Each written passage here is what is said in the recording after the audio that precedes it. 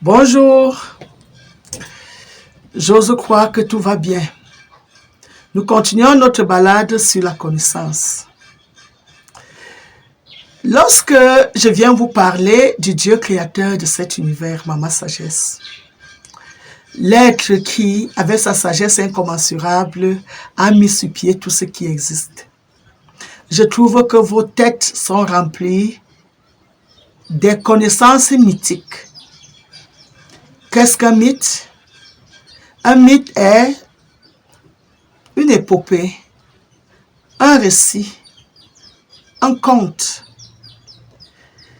Un mythe est un récit populaire ou littéraire mettant en scène des êtres surnaturels et des actions remarquables.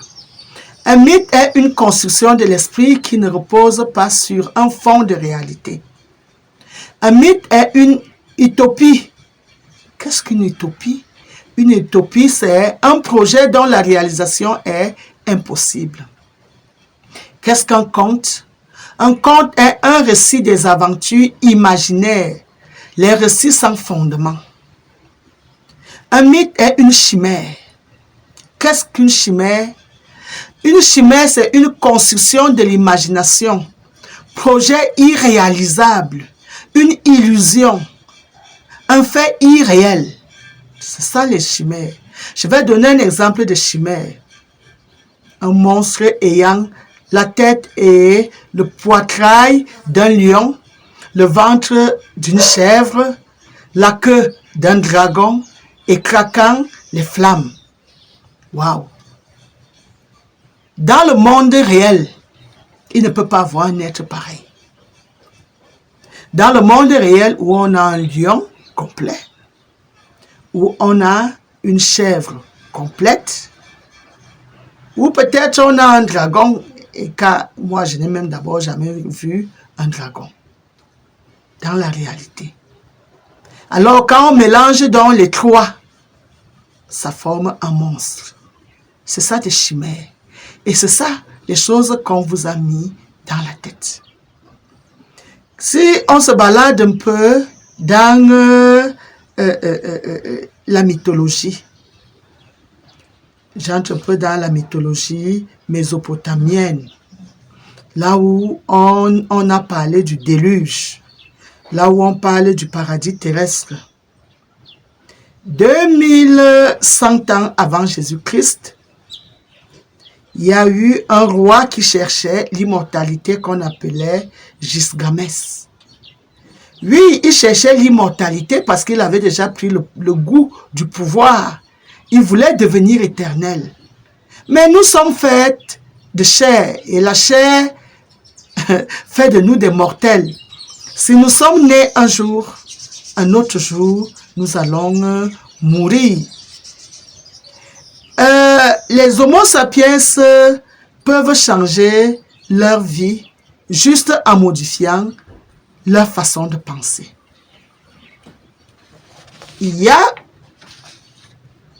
des siècles, le monde était basé sur une théorie qui disait que c'est le soleil qui tourne autour de la Terre, que la Terre était fixe et que le soleil, lui, il faisait la rotation autour de la Terre. Aujourd'hui, non pas aujourd'hui, un digne fils est né qu'on appelait Galilée. Galilée, à son époque, en 1609, il a été à l'origine d'une révolution dans l'observation de l'univers. Galilée a pu voir que ce n'est pas le soleil qui tourne autour de la Terre, mais que c'est la Terre qui tourne autour d'elle-même d'abord et que ainsi la Terre tournait autour du soleil. Les études ont évolué pour mieux connaître le fonctionnement même de notre planète Terre.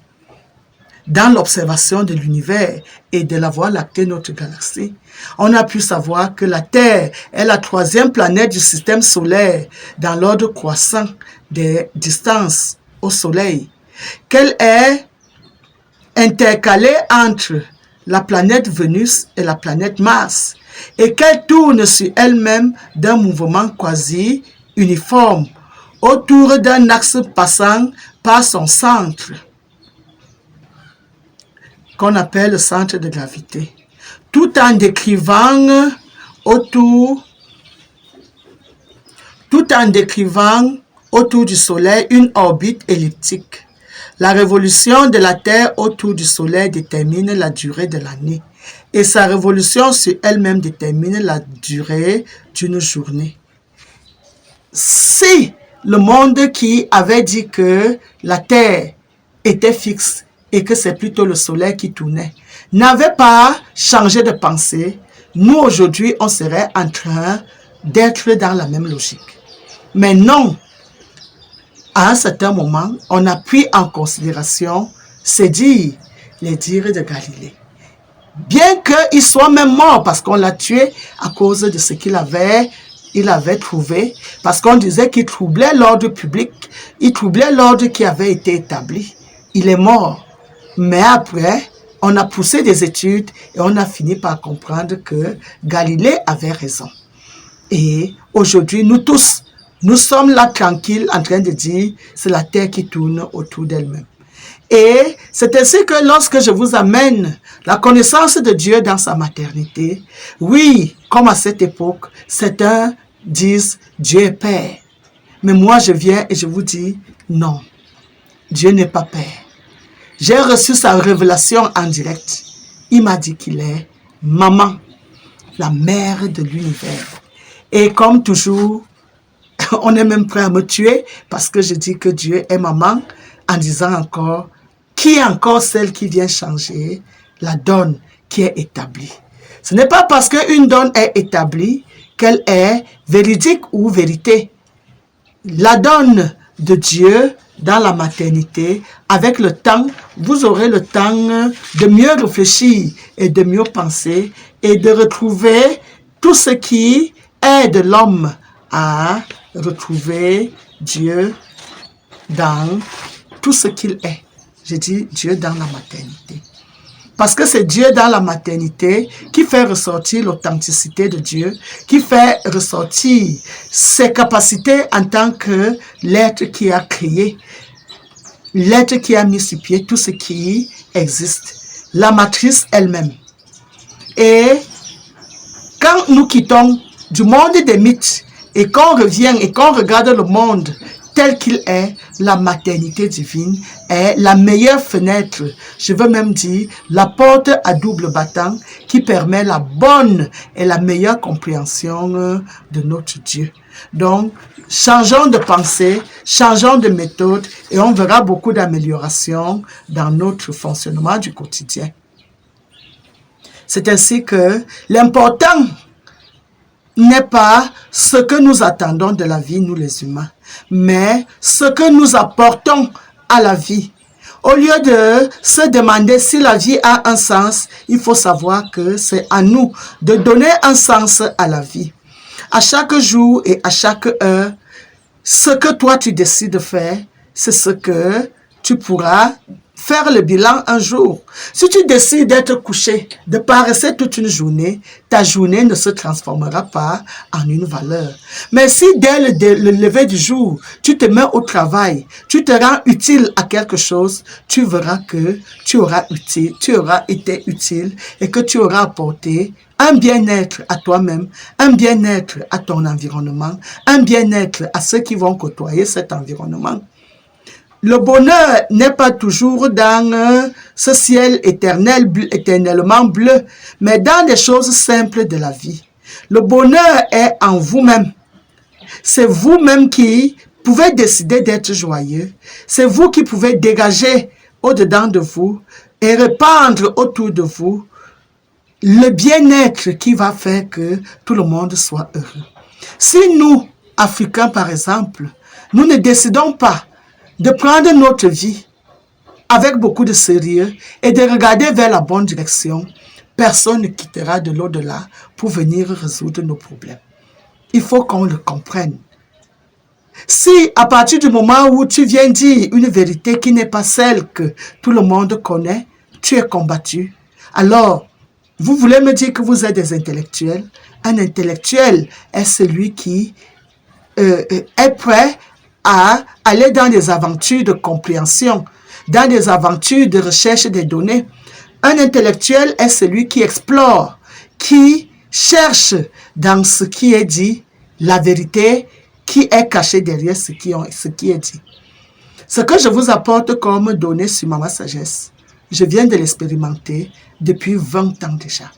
20 bonnes années où j'ai pu comprendre que oui, ce n'est pas que le Dieu qui me parle est fou. Je l'ai expérimenté en le priant face à un certain nombre de dossiers et en obtenant des résultats des plus satisfaisants au niveau de la médecine, au niveau du comportement, à beaucoup de niveaux. Alors, toute seule, je ne peux pas changer le monde, c'est vrai. Mais je veux que les êtres humains qui vivent dans ce monde prennent conscience d'un certain nombre de données pour pouvoir améliorer notre moment, notre passage sur cette terre. Parce que vous le voulez ou pas, que vous soyez en train de chercher l'immortalité, nous sommes mortels. Un jour nous sommes nés, un jour nous allons mourir. Mais ce n'est pas dans la naissance ou dans la mort qu'il y a l'énigme. C'est dans qu'est-ce que tu fais donc avec la vie qui t'est offerte pendant que tu es sur pied. Quel a été ton impact dans la société auquel tu es arrivé? La société t'a accueilli à la naissance, mais qu'as-tu apporté à la société qui peut améliorer le fonctionnement normal? Vous dites souvent, il faut manger. Est-ce qu'on doit donc vivre pour manger ou manger pour vivre? Que les humains apprennent à se poser des bonnes questions pour apporter des résultats satisfaisants et pour booster les âmes, les belles âmes qui veulent travailler vers la bonne direction et non remplir nos têtes avec des mythes, avec des contes, avec des récits qui ne peuvent pas nous aider. La simple petite, je peux appeler ça, ce qu'on peut gagner derrière un mythe, c'est la leçon qui est cachée. Alors, arrêtez de chercher les êtres qu'on adore dans des mythes, mais des leçons qu'ils ont laissées. Cela nous gagnerait beaucoup. Mama Bouquet, je vous reviens bientôt.